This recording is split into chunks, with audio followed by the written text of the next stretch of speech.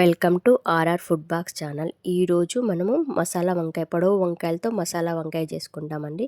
చాలామంది రౌండ్ వంకాయలతో చేస్తూ ఉంటారు కదండి. ఇలా ఒకసారి పొడవు వంకాయలతో ట్రై చేయండి. టేస్ట్ కూడా చాలా బాగుంటుందండి. దానికోసం ముందుగా ఒక చిన్న కడాయి పెట్టేసుకొని అందులో 2 టేబుల్ స్పూన్ల పల్లీలు కొంచెం లో ఫ్లేమ్లో వేపుకోవాలండి. అవి వేగాక ఒక స్పూన్ నువ్వులు వేసి, నువ్వులు కూడా చిటపటమనేంత వరకు వేపాలండి. ఇవి వేగాక ఒక మిక్సీ జార్ తీసుకొని మిక్సీ జార్లో ఇవి వేసుకొని ఇందులో కారం, పసుపు, ఉప్పు వేసి ఒకసారి బరకగా పట్టాలండి. ఇవి పట్టాక దీంట్లో కొన్ని కొబ్బరి ముక్కలు వేసుకొని కొంచెం నీరు వేసి మెత్తని పేస్ట్ లాగా చేసుకోవాలండి. చూడండి, మనకి మెత్తటి పేస్ట్ రెడీ అయింది కదండి. ఇప్పుడు వంకాయల్ని తీసుకొని మధ్యలోకి కట్ చేసుకోవాలండి. కట్ చేసుకున్నాక మధ్యలో ఒక ఘాటు పెట్టుకొని ఇందులో పురుగు లాంటివి ఉంటే చూసుకోవాలండి. ఈ కర్రీ కోసం లేత వంకాయలు అయితే చాలా బాగుంటుందండి.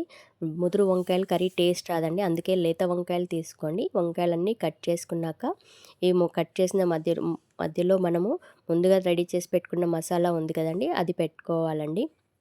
ఇలాంటి మరిన్ని వంటల కోసం నా ఛానల్ని సబ్స్క్రైబ్ చేసుకోండి. నా వంట మీకు నచ్చినట్టయితే లైక్ చేయండి. మీ ఫ్రెండ్స్ అండ్ ఫ్యామిలీకి షేర్ చేయండి.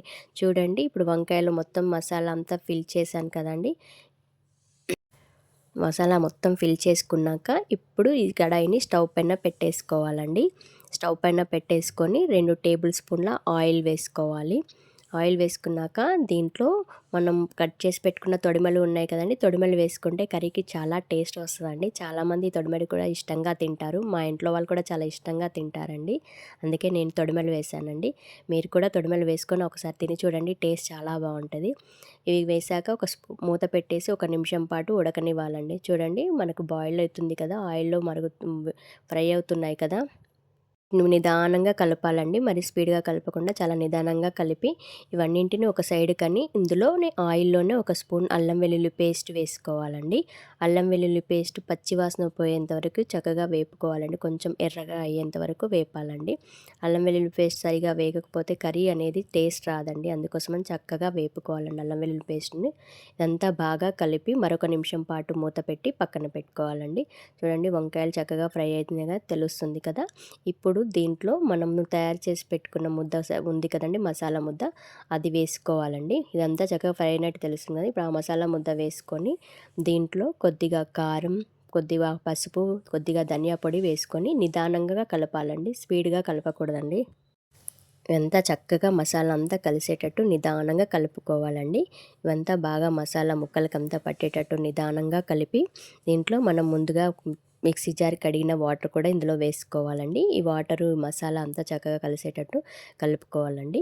ఇప్పుడు దీంట్లో ఒక గోలీ సైజ్ అంతా చింతపండు రసం తీసుకొని వేసుకోవాలండి. ఈ కర్రీలో చింతపండు రసం వేయడం వల్ల కర్రీకి చాలా టేస్ట్ వస్తుందండి. ఆ చింతపండు రసం వల్ల కర్రీ పుల్ల పుల్లగా చాలా టేస్టీగా ఉంటుందండి. ఈ వంకాయ కర్రీలో ఎప్పుడు కూడా కొద్దిగా బెల్లం ముక్క వేసుకోవాలండి. వంకాయకు మనకు ఒగరు అనేది ఉంటుంది కదండి. ఈ బెల్లం వేయడం వల్ల ఏంటంటే వంకాయకు మంచి టేస్ట్ వస్తుందండి. ఒకసారి మీరు ఇలా ట్రై చేసి చూడండి, వంకాయ కర్రీ చాలా టేస్టీగా ఉంటుందండి. ఇప్పుడు దీంట్లో పైనుండి కొద్దిగా కరివేపాకు వేసుకొని మరొక 2 నిమిషాల పాటు ఉడకనివ్వాలండి. ఈ కర్రీలో ఆయిల్ పైన పేరుకునేంత వరకు చక్కగా ఉడకనివ్వాలండి. మధ్యలో ఒకసారి కలుపుతూ ఉడకనివ్వాలండి. ఎందుకంటే కింద కొంచెం అడుగంటినట్టు అవుతుంది. అలా కాకుండా మధ్యలో ఒకసారి కలిపి మరొక నిమిషం పాటు మూత పెట్టి ఉడకనివ్వాలండి.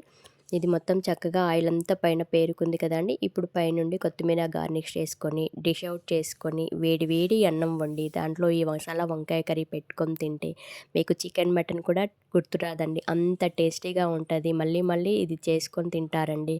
ఇలాంటి వంటల కోసం నా ఛానల్ సబ్స్క్రైబ్ చేసుకోండి. Thank you for watching my channel.